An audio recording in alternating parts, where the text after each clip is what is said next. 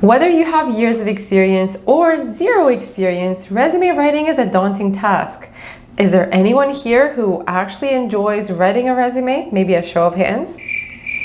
I didn't think so. I mean, I'm just joking. I can't see your hands right here, but if you do genuinely enjoy writing a resume, then leave me a comment down below because I'd love to meet you.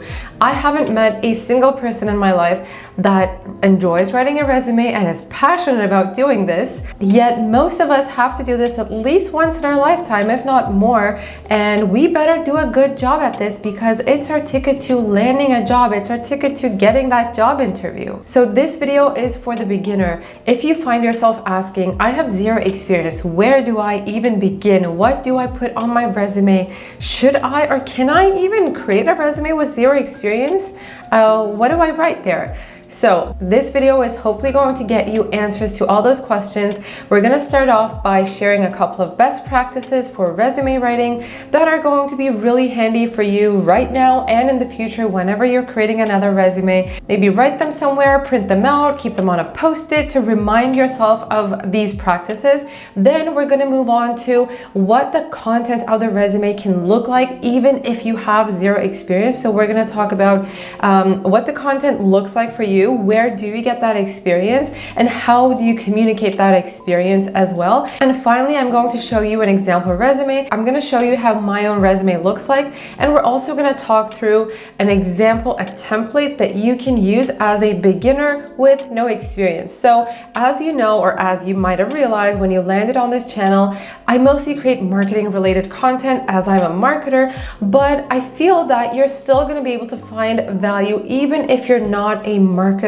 and watching this video. The examples I give throughout the video are going to have a marketing twist to them, but essentially the points that we're going to cover are applicable to any other profession as well. So if that sounds interesting to you, then keep on watching. Let's get started. First step we have to clear out is you have to have a clean, a good, a solid resume format. Either you create this on your own, either you purchase it from someone who has created that template and you find that it is a good practice, it is a good standard way of creating a resume, or you use the templates that are provided to you on Google Docs, Microsoft Word, Canva, or any other online platform that you're able to find a good resume template from. So start here. I'm not going to go into the template of how things look like. The format is where you start off, and at the very end of this video we're actually going to see a template that you can take away and you can use. So wait for that section. Second point is customizing your resumes for different applications. So I'm going to give you an example from my husband here. He has two different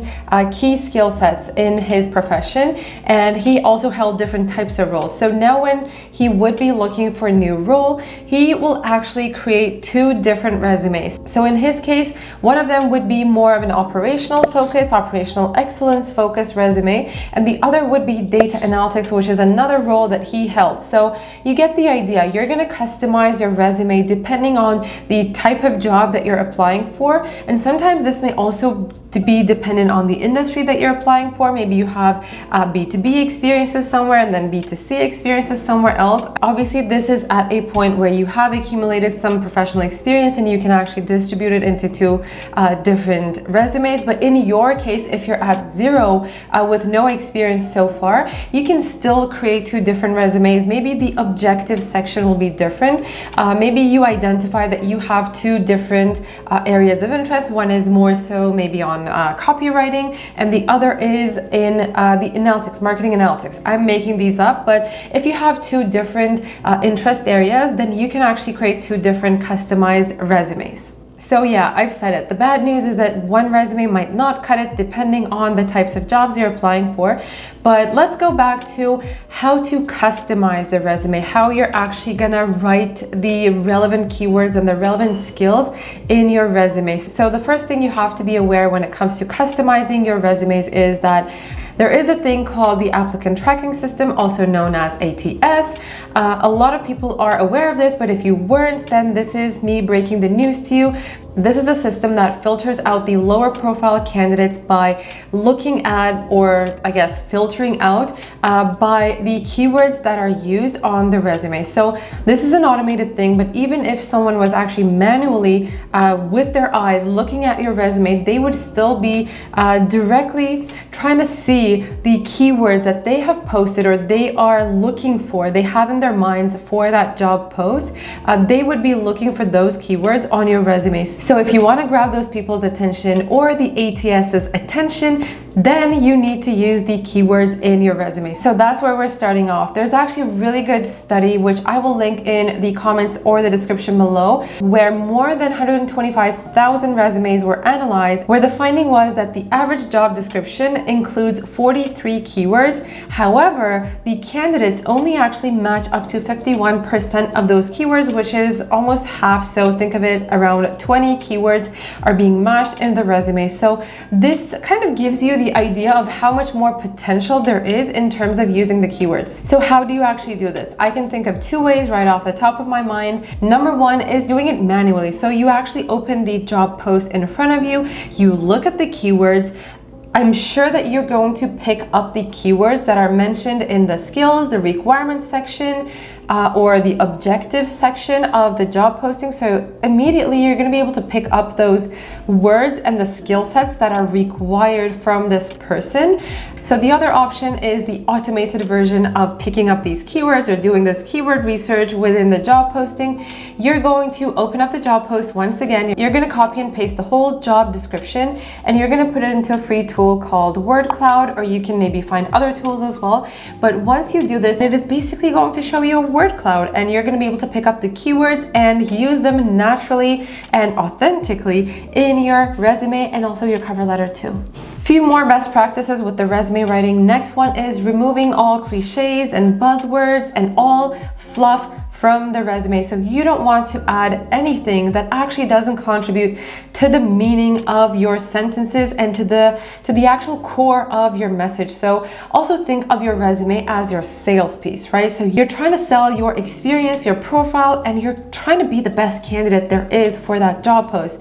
So you don't want to be storytelling, you don't want to be using unnecessary or useless words that actually don't contribute any meaning to your message. If you don't know where to begin and how to remove the buzzwords and the cliches, just do a research depending on your profession. If you're in marketing, then just Google marketing cliches and buzzwords, and it's probably going to bring you up a long list of cliche and buzzwords that you can instantly go ahead and start deleting from your resume. Also your cover letter too, because those two documents go hand in hand.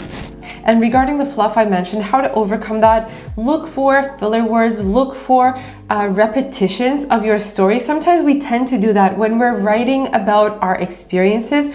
We tend to go a little bit overboard and we tend to write things again and again. I've seen this so many times. You might be thinking, well, I'm not doing that, but I want you to check in once again and reread your sentences just as if this was an exam and you had written an essay and you were doing a couple of final rounds of reviews of your own essay. This is exactly what I want you to do and how to approach your resume to finalize it. I want you to reread your sentences to see if you've written any unnecessary things that you can remove and that won't end up changing the meaning of your sentence. Fourth best practices, and I've already given you a hint on this, support your resume with a really good cover letter. I know there are some discussions around whether or not cover letters are actually read. Do people even care about cover letters? I think they do, and I think those can really help you differentiate. Also, when you're thinking of your cover letter, think of it as something that you will also repurpose maybe into your emails or outreach messages too. So that's another strategy that I want you to think about to complement your applications, but we won't get into that in this video. But I want you to support your resumes with a good cover letter, and that's the fourth best practice. And let's move on to number 5, which is making intentional applications. When it comes to job applications, I feel like there are two main characters. So one is what I like to call the spray and pray person, and the other is, or the other end of the spectrum is the intentional applicant, intentional application. So when you're in the first bucket on the spray and pray side, you are going for quantity over quality. So you are doing the LinkedIn Easy Apply, you're just sending out your resume to as many companies, as many job posts as you can possibly do, but you are actually not thinking of it in a bigger picture, and you're not supporting it with a good cover letter, a good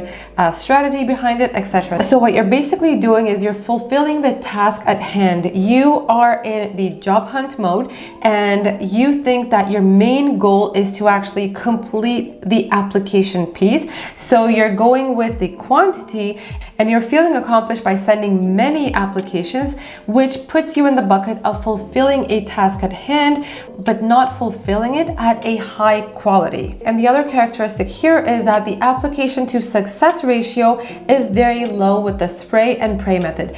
When it comes to the intentional applicant though, this person is going for quality over quantity, so they're not sending out hundreds of applications just because the easy apply seems so easy to do, but they're actually investing time and energy and some thought process behind it to support their application process. They are slow but taking confident and stronger steps, and finally the application to success ratio ends up being much higher because the applications are intentional. There is a strategy behind them.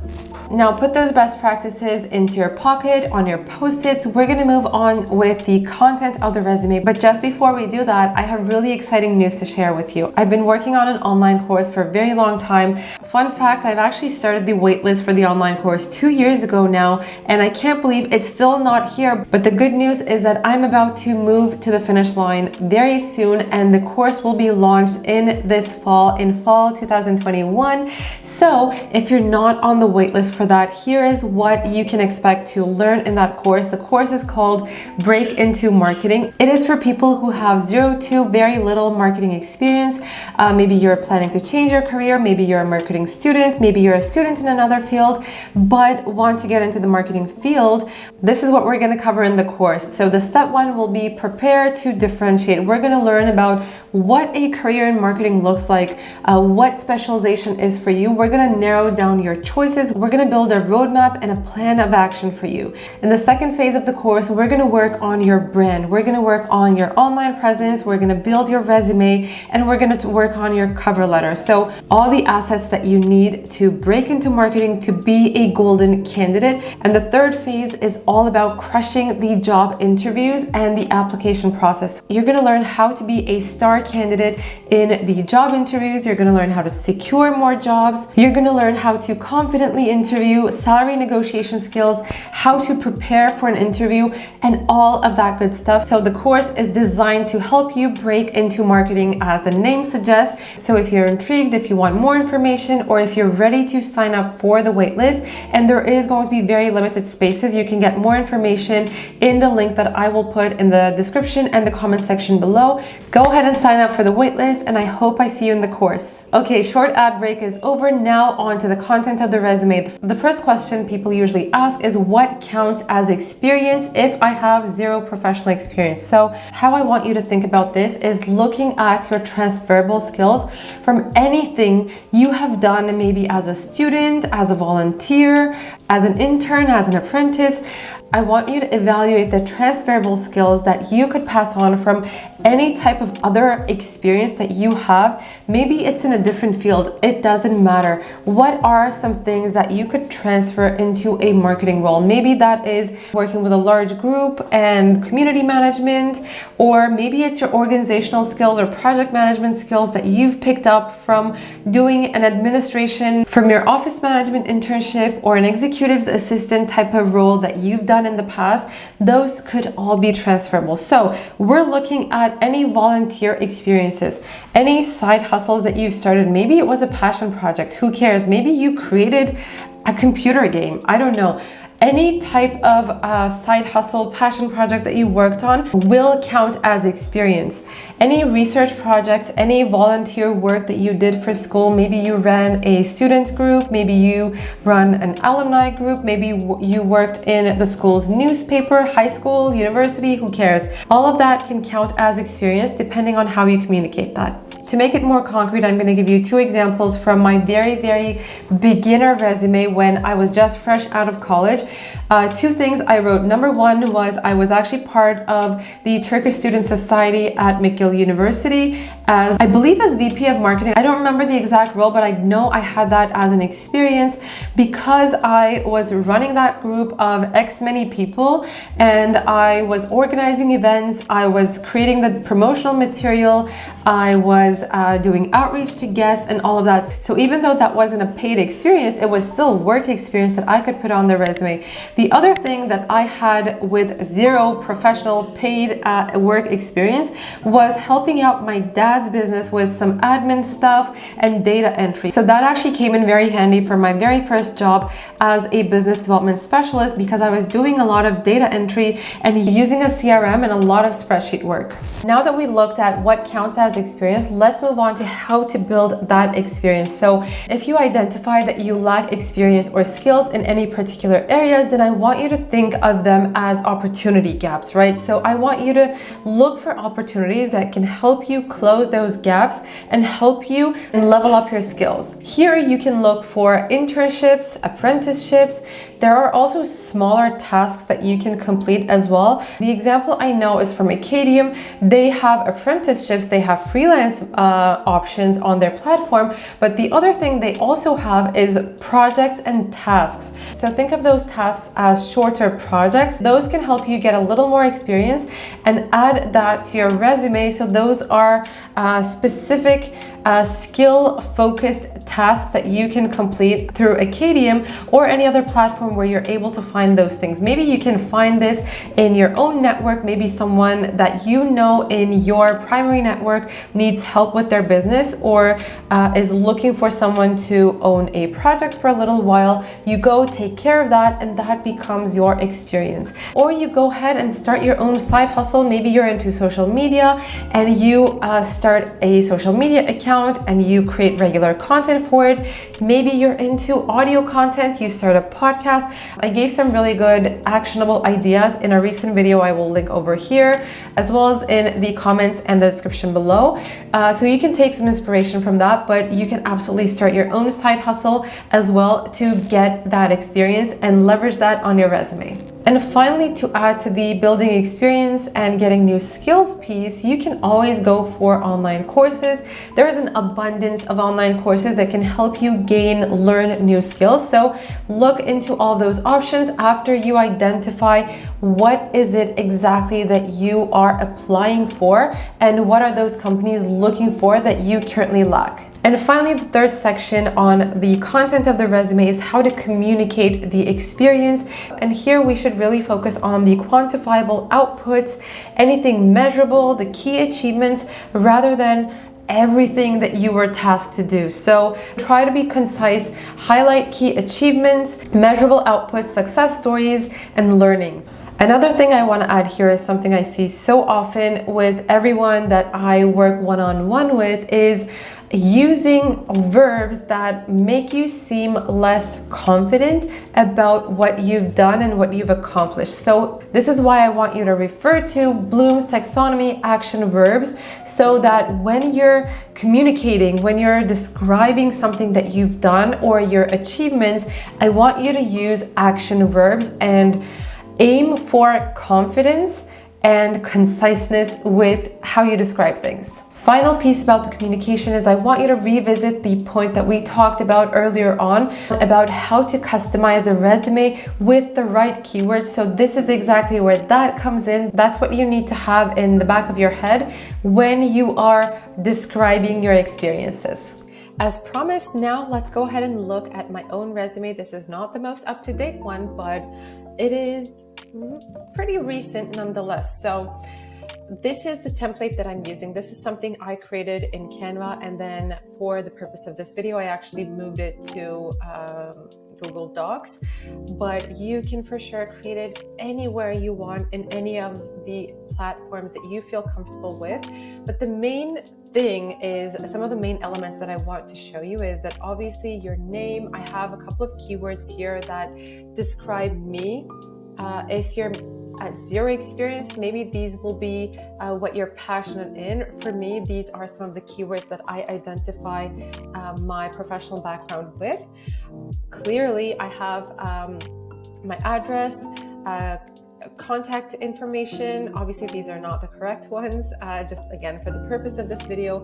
Then I have these little icons for my social media channels or relevant links that I want to demonstrate here. And when this is saved as a PDF, all of these are hyperlinked. This looks like a very small thing to do, but you will be surprised at the number of people who actually don't insert their social media links or don't put their LinkedIn profiles on their resumes. So this is a very small change that you can make, and I highly suggest you do so. I have this profile section. So this is very, very important. We're not going to take a look at all the details of the resume, but the profile section is quite important. For me, it's a little bit long because I had more space for it, and there was a lot of things that I wanted to explain here because my experience is a little bit different, and the purpose for my resume is a little bit different as well.